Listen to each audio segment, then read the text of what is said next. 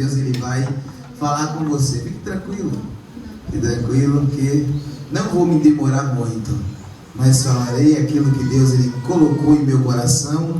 E eu sei que o que Deus quer falar com você aqui nessa noite, a boa obra que já começou, Ele há de aperfeiçoar. Estou sentindo graça de Deus aqui nessa noite, viu?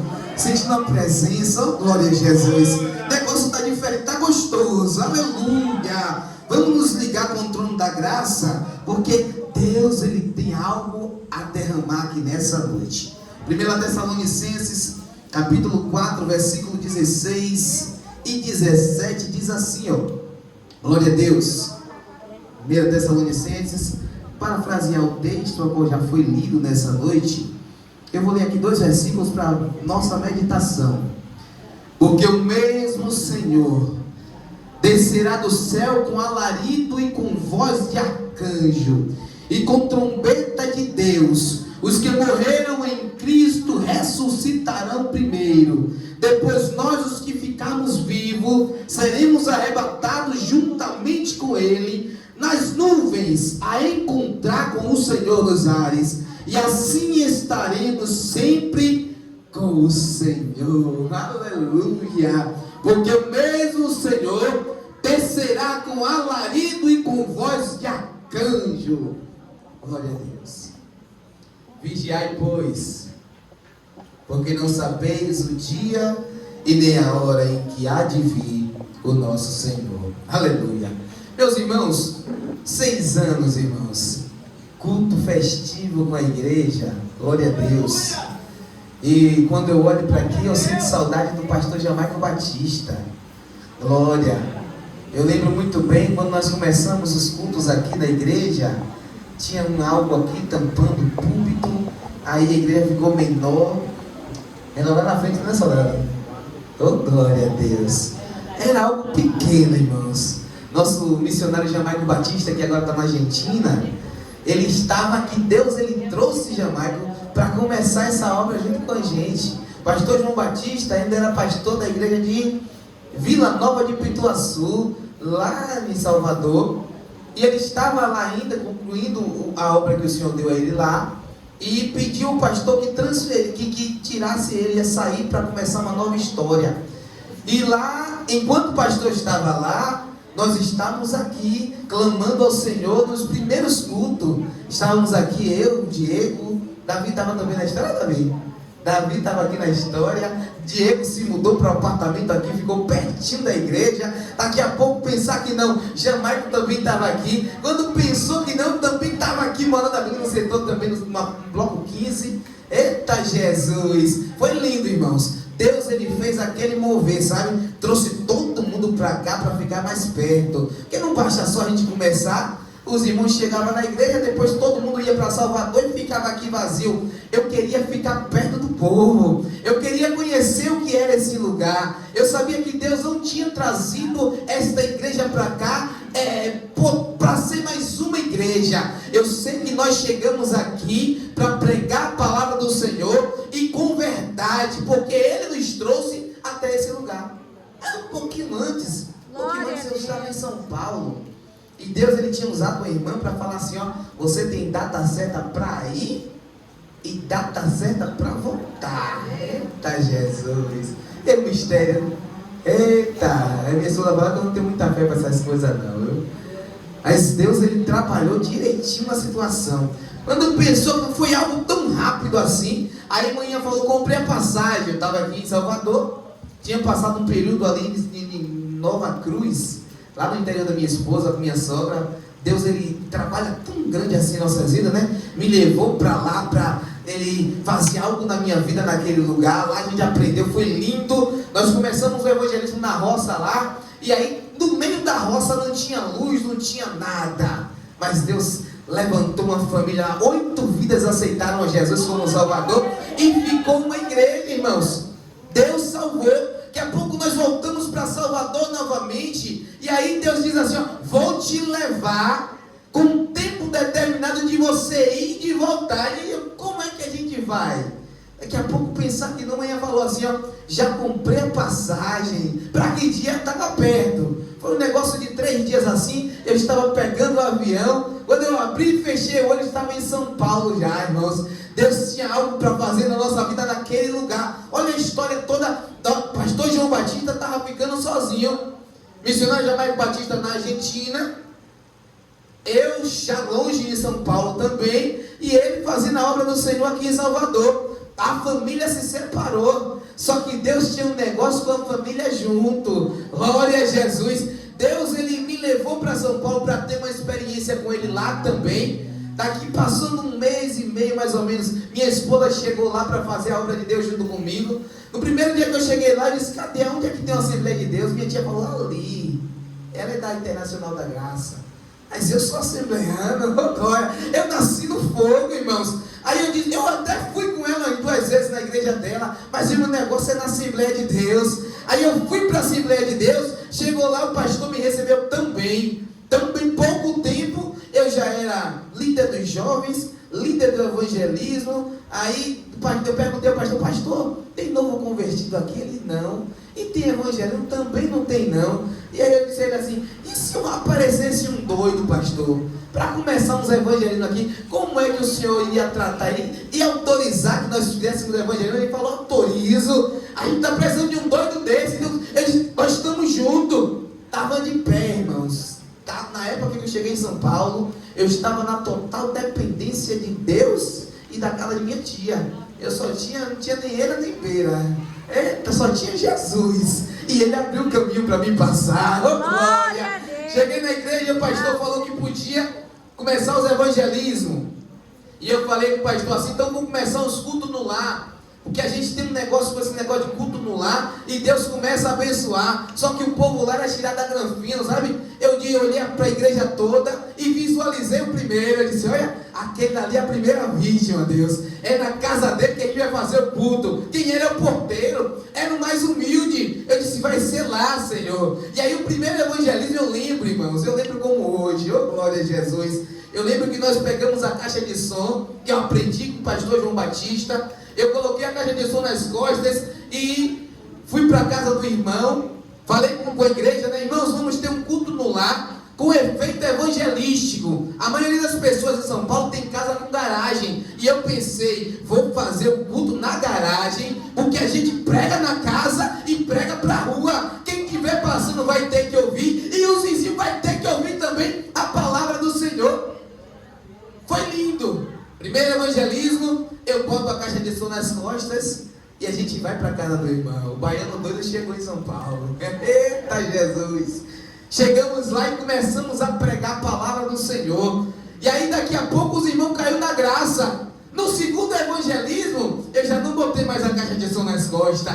Deus já tinha mandado o carro. Eita glória a Jesus! Não era meu, era alugado, não era meu ainda não, mas era 0 quilômetro, viu? Deus foi tão bom que eu cheguei na locadora para alugar o carro, e o primeiro a alugar foi eu, era 0. Aí eu cheguei na igreja, a outra semana que chegou o evangelismo, agora já cheguei lá na igreja com carro 0, e aí os irmãos começaram a gostar mais, a apoiar. A gente entende que hoje o povo vai muito pela visão, irmãos. E quando os irmãos viram a gente chegar de uma forma mais apresentável, aí minha esposa chegou, os irmãos caíram na graça. Olha, o irmão não é solteiro não, porque às vezes a gente chega sozinho no lugar e a igreja fica perguntando: será que é mais um atrapalhado que chegou aí? Irmãos, estamos perdendo a credibilidade por causa de muitos que não guardam a fé, sabe? Paulo lhe fala assim: ó, combati o bom combate, acabei a carreira e guardei a fé. Eita, a palavra de Deus vai encaixar certinho com isso aqui hoje, viu? Os irmãos caíram na graça. Já não estava mais sozinho. O segundo pastor já foi comigo também. Foi lindo. Aí nós chegamos em uma casa para evangelizar. E aí eu aprendi com o pastor João Batista. E eu sou meio ousado com Jesus. E estava pregando, dizendo: se você estiver doente na sua casa, estiver sentindo alguma dor e alguma enfermidade, venha para cá, porque nós vamos orar por você e Jesus vai te curar dessa enfermidade. E aí, estávamos no meio do culto, entrando na pregação, o pastor começou a pregar, e o que aconteceu? Chegou uma irmã: pastor, estou doente, estou com dor, E o Senhor falou que se tivesse com glória para mim, que o Senhor ia orar e Jesus ia curar, e eu quero a cura. E eu disse: eita Jesus, o Senhor vai ter que curar ela agora aí, meu Pai. Aí a gente chamou a igreja e começamos a orar por essa mulher. Quando a igreja levantou a mão para orar, a mulher caiu endemoniada, irmãos. E foi aquela cena, né? A mulher começou a se debater. Aí rapidamente chegou mais uns 2 telespectadores, né? Para ficar ali olhando o que iria acontecer. E agora? Será que eles vão expulsar esse demônio? Ou será que eles vão sair correndo porque o demônio vai botar eles para fora? Sempre tem alguém de olho em você. Sempre tem alguém querendo pegar você no improviso. E naquele dia Deus tinha me avisado. Enquanto nós estávamos indo para o evangelismo, Deus ele falou comigo no meu coração. E eu bradei assim: eu preciso orar mais, Senhor. Porque se um demônio se manifestar, nós temos que estar pronto. Ó, Deus me alertando antes de chegar lá na casa do irmão.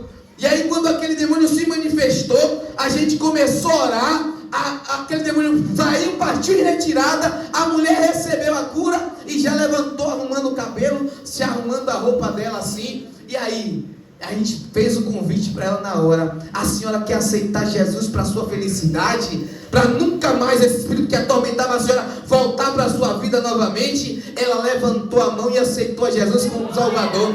Aí o sobrinho e o filho que estava de olho também levantou a mão e aceitou a Jesus como Salvador. E naquele culto, Jesus salvou 3 almas para a glória de Deus.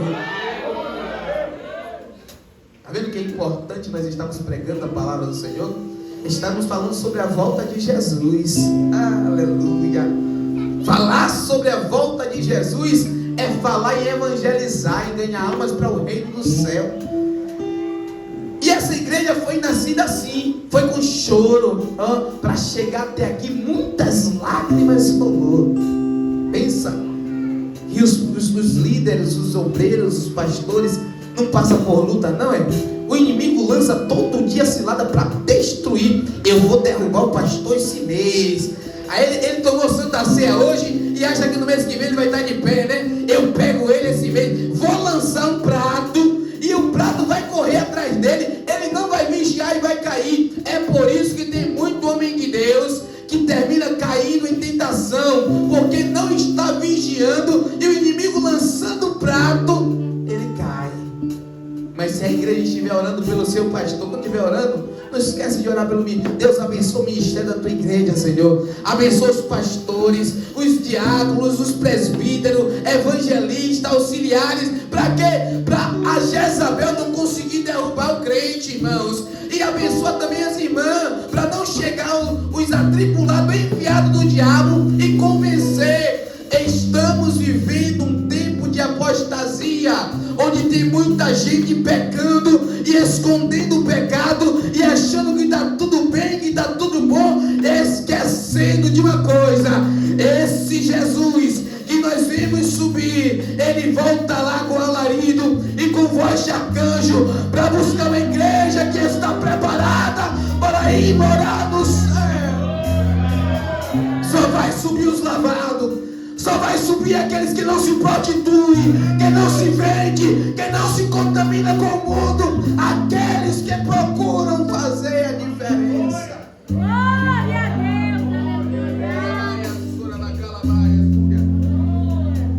Eu lembro muito bem os primeiros cultos aqui, estávamos só nós, e eu falava sempre assim, ó, eu orava e dizia: Deus, faz uma alma entrar aqui, Senhor.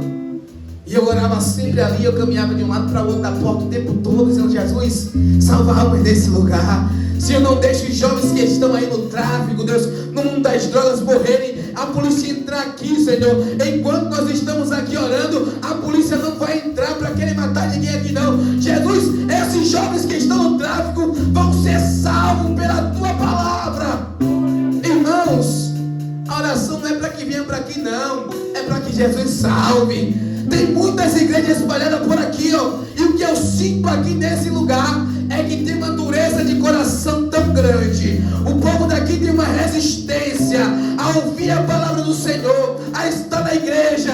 Mas enquanto nós como igreja estivermos aqui, nós estamos orando dizendo: Deus, quebra esse coração de pedra, quebra essa dureza, salva, Senhor, esta vida. Não vai não vai morrer no tráfico. Sabe, aquele que todo mundo olha e diz assim, ó, esse daí vai crescer. E olha como esse menino só tem 10 anos e já está fazendo tudo isso aí. O final dele vai ser triste. Mas como igreja que estamos aqui nessa terra para proclamar libertação, enquanto o mundo joga maldição, a igreja está dizendo assim, ó, vai crescer e vai virar pastor, vai crescer e vai pregar a palavra, vai crescer e vai estar no ministério. Estamos vivendo em um tempo, irmãos, a qual estamos vivendo um tempo que o povo não tem reserva. Sabe? 2 dias foram falados aqui sobre as 10 virgens, e todos estavam com as suas lamparinas acesas, só que 5 tinha reserva. Se nós vamos parar para meditar nessa mensagem, a gente vai ver que existem momentos que nós vamos ter um copo de água, e até posso dividir essa água aqui com alguém. Vai ter dia que eu vou dividir um copo de água com alguém, mas vai ter dia que Deus vai falar assim, ó, guarda porque é para você. E se você der a metade para alguém, vai te faltar na caminhada e você não vai conseguir chegar no lugar que eu quero que você chegue, entendeu? Tem momentos, irmãos, que nós vamos ter que ser mão aberta mesmo, e aí vai se cumprir aquela palavra que assim, ó, quando você ter, não retenha para você. Quando alguém te pedir emprestado, não fuja daquele que te pedir emprestado, mas empresta, dá àquele que te pede e não te escondas. Aleluia. Mas vai ter dia que Deus vai dizer a você assim, ó, vai endurecer o seu coração, como endureceu o meu esses dias atrás aí. Alguém precisou de uma ajuda e Deus endureceu o meu coração e eu fiquei querendo ajudar, mas Deus não deixou que eu ajudasse. Aí no outro dia eu disse, eu vou fazer hoje, Senhor. Aí Deus endureceu novamente o meu coração e eu não ajudei. Quem me conhece sabe que se alguém pedir, eu vou dividir o que eu tiver, mas a pessoa vai ter também. Mas existe momento em que temos que deixar a nossa reserva guardada. Aleluia. E esse mesmo Senhor descerá do céu com alarido e com voz de arcanjo e com trombeta de Deus, e os que morreram em Cristo ressuscitarão primeiro. Chegou uma época que o povo estava preocupado com os crentes que estavam morrendo, e aí chegou até Paulo para perguntar o que iria acontecer com esses que estavam morrendo antes de Jesus voltar. E agora? Morreu, perdeu a salvação, já não vai ter mais como ser salvo por Jesus. Aí Paulo ele agora vai dizer assim, ó, os que morreram em Cristo ressuscitarão primeiro, e depois nós que estamos vivos seremos arrebatados e encontraremos com o Senhor nos ares. Já foi falado aqui nessa noite que muitos e muitos anos atrás a gente veio falando que Jesus está voltando, e continuamos pregando que Jesus está voltando. Hoje eu tenho 32 anos de idade, desde pequenininho em Monte Tabor, que eu vejo aqui, o irmão professor está junto com a gente, desde pequenininho ele me conhece. E os pastores pregam, e eles pregam dizendo, Jesus está voltando. Uma certa ocasião estávamos na rua evangelizando, e o irmão professor pregando, daqui a pouco chegou um bêbado lá e tomou o microfone de vez, querendo acabar com o evangelismo. E agora? Vamos correr ou vamos continuar pregando a palavra? Bota outro microfone e vamos continuar pregando a palavra. Aí o bêbado gritou assim, ó, você está vendo a briga aqui e vai ficar tocando fogo daí? Ele disse que a palavra era fogo, irmãos. O fogo estava consumindo ele. Ele está virado, mas Jesus estava querendo entrar para não deixar ele matar alguém e ser preso. Prega, não te cala. Esse Jesus está voltando para te salvar. Ei, lá em Mateus, ele veio como cordeiro. No livro de Mateus, Jesus ele veio vem como cordeiro para morrer por você, para morrer pela minha vida. Ele baixou a cabeça, deixou ser chicoteado, deixou ser pisado, cuspido e humilhado. Mas agora que nós estamos pregando sobre a volta de Jesus, agora ele não volta mais como cordeiro não, viu? Agora ele está lá no livro de Apocalipse, capítulo 19, ele vem montado num cavalo branco, e na sua coxa está escrito assim: Rei dos Reis, Rei dos Reis, Rei dos Reis e Senhor dos Senhores. Ele vem para julgar as nações, ele vem para julgar aquele que está andando errado. Ei, duas passagens lindas que a gente vai ver na Bíblia. Sabe qual é, irmãos? Para chamar a nossa atenção, conta sobre a igreja de Sardes. Apocalipse capítulo 3. A igreja de Sardes, ela tinha a aparência que estava viva, mas só tinha aparência. Capítulo 3 de Apocalipse vai contar que a igreja de Sardes tinha a aparência que estava viva, mas na realidade ela estava morta. E o que é que Deus fala disso? Ele abomina o pecado da igreja de Sardes. A importância que nós temos que ter. Será que você vai ser crente quando o pastor está te vendo, quando os irmãos estão te vendo? Ou você vai ser fiel a Deus mesmo quando ninguém está vendo você? Só que sempre tem uma contraproposta, né? Tem aqueles errados, não tem? Tem aqueles que estão tentando se esconder e diz assim: ó, deixa o joio aí. O Senhor da Seara, quando ele voltar, ele vai fazer a separação do joio e do trigo. Ele vai voltar para buscar quem é trigo. O joio vai ficar. Aquele que tem aparência vai ficar. Mas aquele que é trigo, aquele que está preparado, aquele que está sarado, esse vai voltar. Mas lá no mesmo capítulo 3, versículo 8, Deus ele vai falar sobre a igreja de Filadélfia. Oh, aleluia.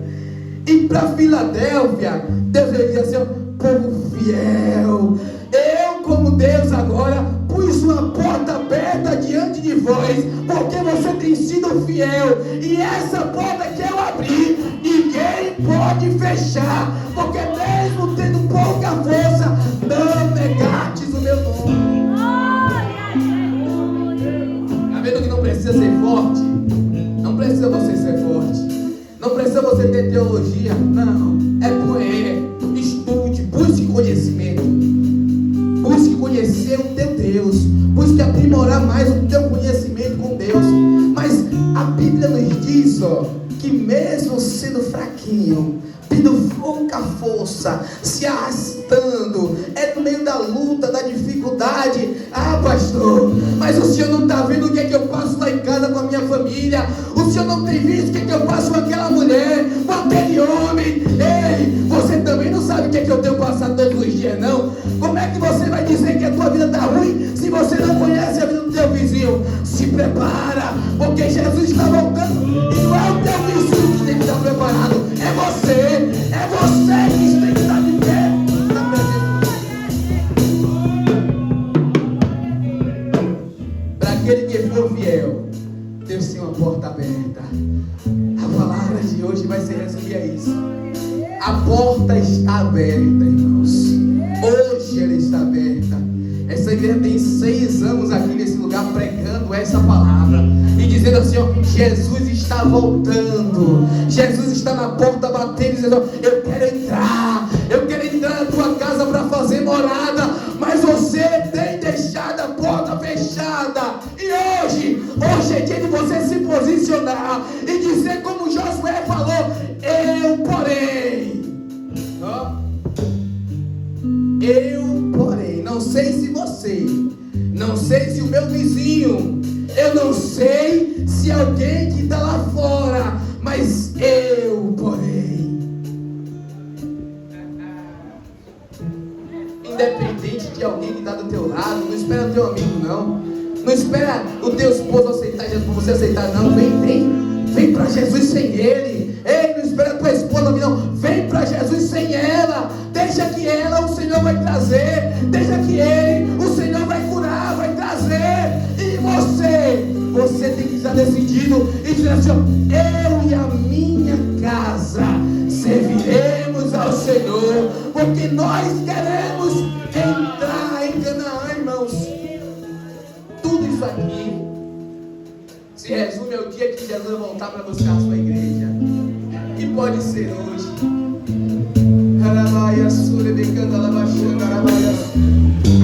Se Jesus voltar hoje, como é que está você posicionado para a volta de Jesus? 3 dias fazendo a mesma pergunta: como está a igreja, a tua vida?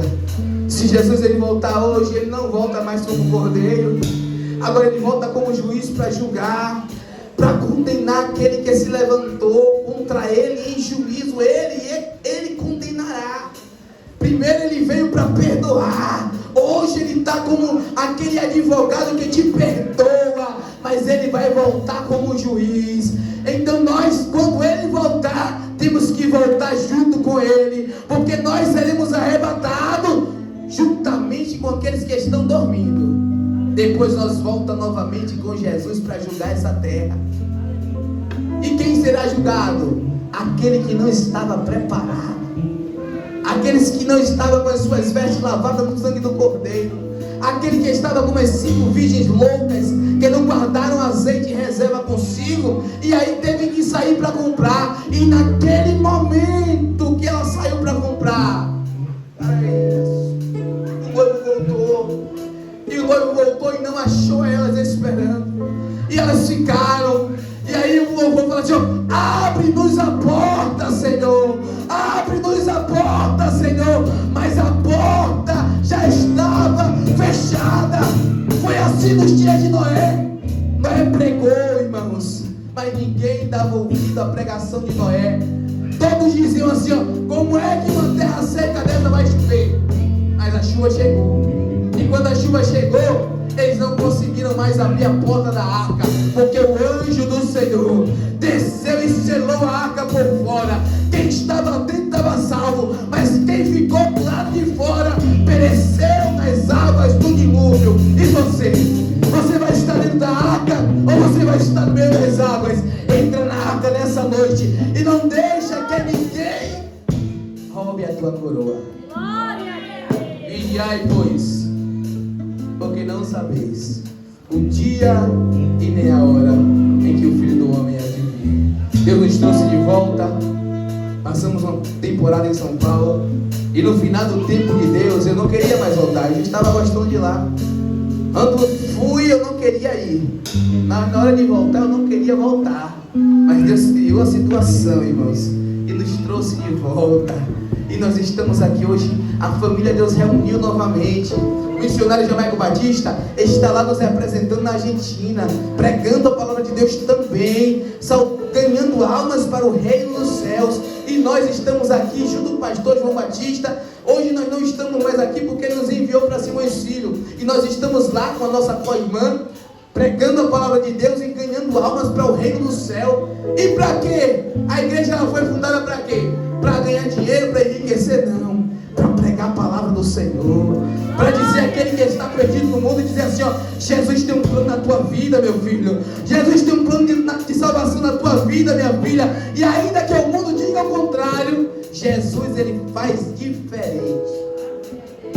Deus ele tem um plano para cada um de nós que estamos aqui nessa noite. Não deixe que o inimigo ele consiga derrubar você, te tirar do seu posicionamento. Se posiciona hoje na presença do Senhor, para que quando alguém olhar para você, diga assim: eu quero ser um crente que nem o irmão tal. Aí quando alguma mulher olhar para você, vai dizer assim: eu quero ser uma crente que nem a irmã tal. Porque hoje o que mais a gente está vendo é o povo dizendo assim: se for para ir para a igreja para ser igual fulana, nem lá eu piso o meu pé. Se for para eu estar na igreja para ser igual aquele irmão fulano lá, eu nunca vou entrar na igreja. Mas se eu e você tomar posição de servo, de representante de Jesus na terra, alguém vai olhar para você e vai dizer: nela tem um brilho diferente, nele tem um brilho diferente. Quem é esse brilho? É Jesus. É Jesus de Nazaré que causa esse brilho na tua vida. Se posicione e não deixe que nada e nem ninguém roube a presença de Deus que está na tua vida. Deus abençoe a todos os irmãos. Está chegando a hora de partir.